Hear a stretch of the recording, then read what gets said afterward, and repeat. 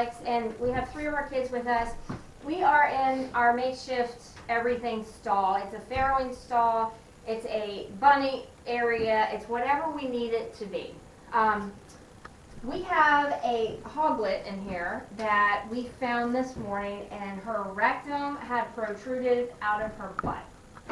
And we think it's because it's been so cold here that where they are hog piling and pig piling, that sometimes these animals, they don't have the muscular strength to, I guess, keep their butt in. So her butt is out, and we're going to try real hard to put that back in. Alex, you want anything to add? Yeah. So at times, they have tons of straw that we give them at night, but it's been so cold, they're literally piling on top of each other, like 4 and 5 on top of each other. And we think that may be what caused it, where they are just so much pressure on them, to where this one protruded, and we're going to try to put it back in today. So, but there's a couple of things we want to talk about first when it comes to putting them in. One is that we try to go get penicillin from the store. They were completely out. We're hoping we're able to get some either tomorrow or Tuesday. Everybody's having butt problems. Yeah. So, but today what we're going to try, because we've watched different videos on how other people have done it. We know that they use tubes, and they also rubber band whatever they can't get in to fall off. The main thing we wanted to do is separate her. We're going to try to clean it really well, push it back in, and then leave her in here for a number of days to see how she does. But we're going to try to clean it really well and put some antiseptic spray on it. Try to clean it as much as we can, and just keep a really good eye on her. Because we may have to redo it. This may not work, but if it doesn't, we'll know in a day or two, and we'll try something different.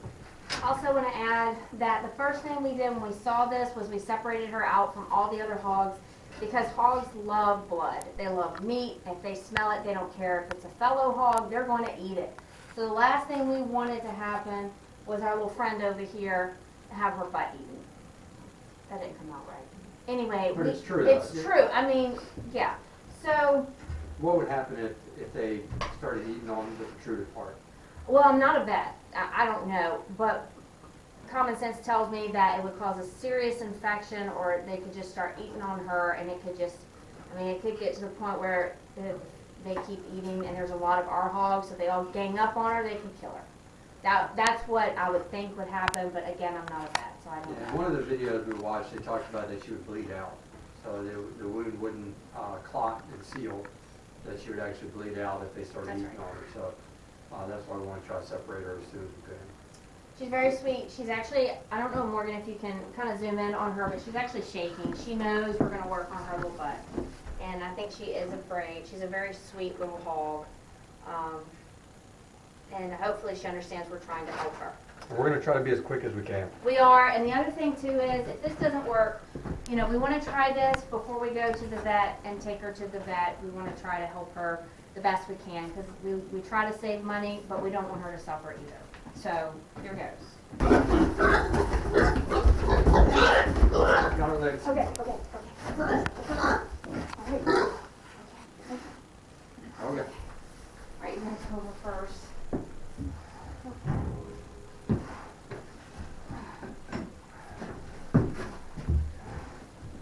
Let go. Okay. Emily? Just let go. All right. Just let go. Short person problems. Okay. All right. So we're going to lay her on her back to try to work a little bit with her. I just want to look and see what we got going on here.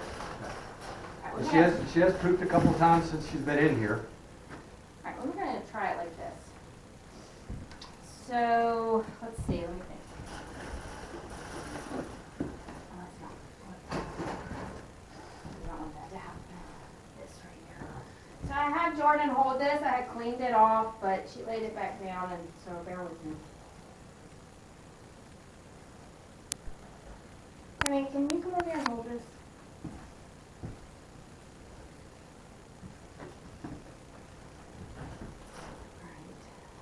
Take this towel, and I'm going to try to protect myself a little bit from her.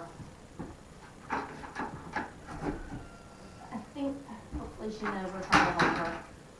She's not fighting yet. So I'm gonna take her, and we're gonna move her just over a little bit that way. There we go. Okay, girl. And again, I'm not hurting her. I'm just trying to protect her and me. Alright, she's twisting on me. Alright.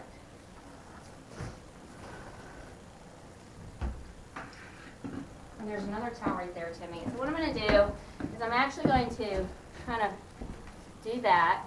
And I'm just rinsing it off. And I just want to get some of that debris off.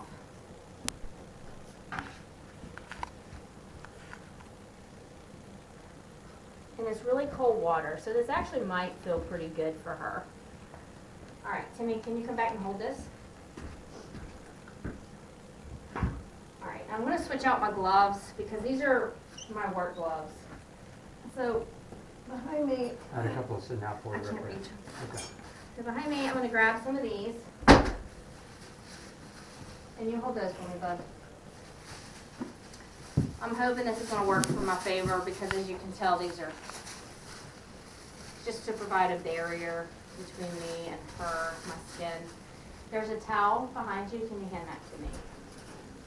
So I'm going to take this towel and I'm going to just soak it up. And then what I'm going to do, I'm going to move a little closer. There we go. And I just want to wipe it off.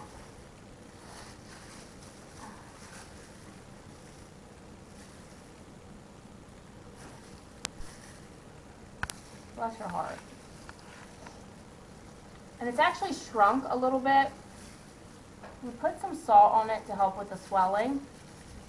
And that actually, honestly, I think helped tremendously. Because it was much bigger. Yeah, one of the videos we watched, it talked about putting salt on it in order to shrink it, to get some of the swelling out. So that way we could push it back in. Now, I've never done this, so this is very new to me.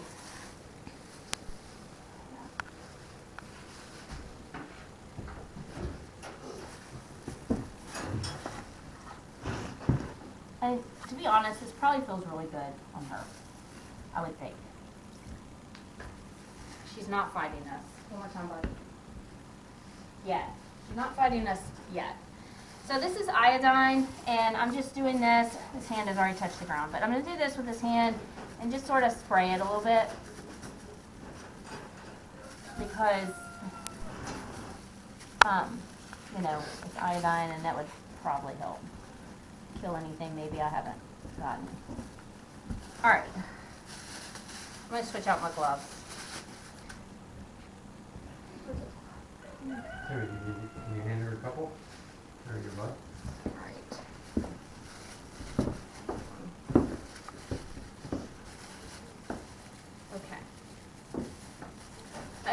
Just so you know, we're pretty close to feeding time, and we chose not to feed her just in case, you know, she just got really upset and she threw up, or, you know, we just didn't want her to aspirate if she threw up laying down. Technically, they're supposed to sort of be in an upward position, but this is the best we can do with the two of us. I did not touch my finger, I just touched my hand. Okay, so we're just going to start kind of pushing this back in.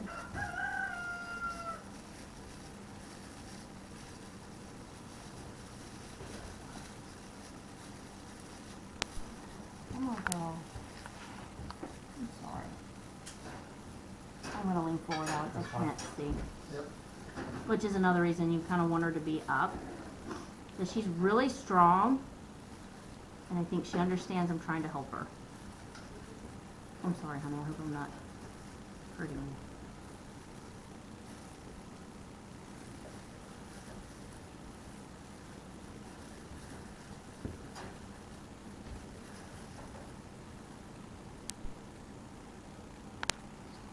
Okay, she's relaxing, and I can feel her anus actually going back in. So I'm kind of excited about that. I'm sorry, sweetheart. This makes me feel very, very happy that maybe it's working.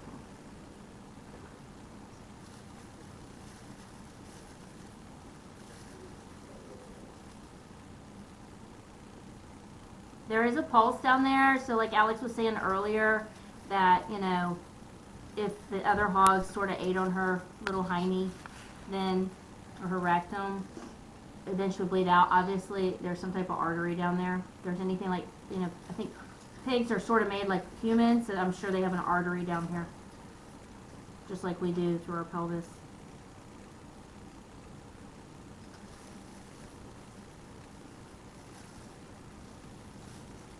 Again, we found this so early that I don't think this is a bad case. If it was super bad, we would be taking her to the vet.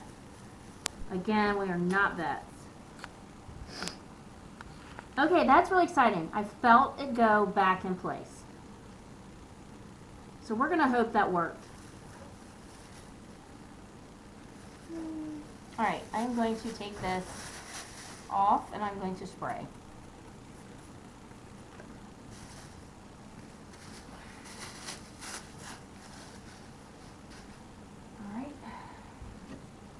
Put that iodine on there, but just over abundance of caution, we do not want her to get sick. So this is a veterinary red coat we found at Tractor Supply. This is an antiseptic. I don't know if this is the best thing for her, but it says it fights infection, and she is at a greater risk for infection because of this happening to her. So I am going to spray a little bit of this, even though there's iodine.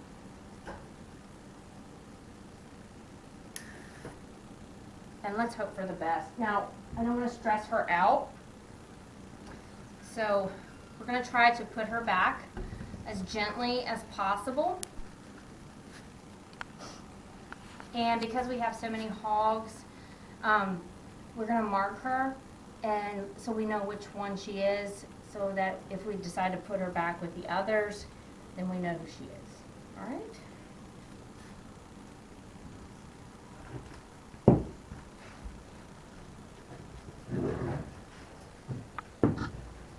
Is she asleep?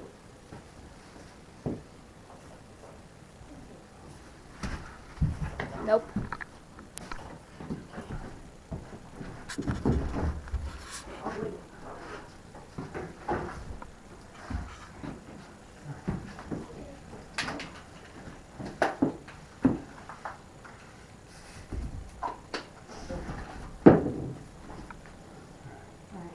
No, now I'm going to actually give her a minute and, no, I'm good. Get her a water, Morgan. No, but I'm not worried about this. All right. So, Alex, if you want to talk, I'll go grab her some feed real quick. All right, so we're just going to just leave her in here so we can keep an eye on her and keep watching her, keep checking on her as much as we can to make sure she's doing okay and it's staying in and it's not protruding out again. We're hoping in here it's staying pretty warm at night because we just had a baby rabbit born, so we're trying to keep it as warm as possible here.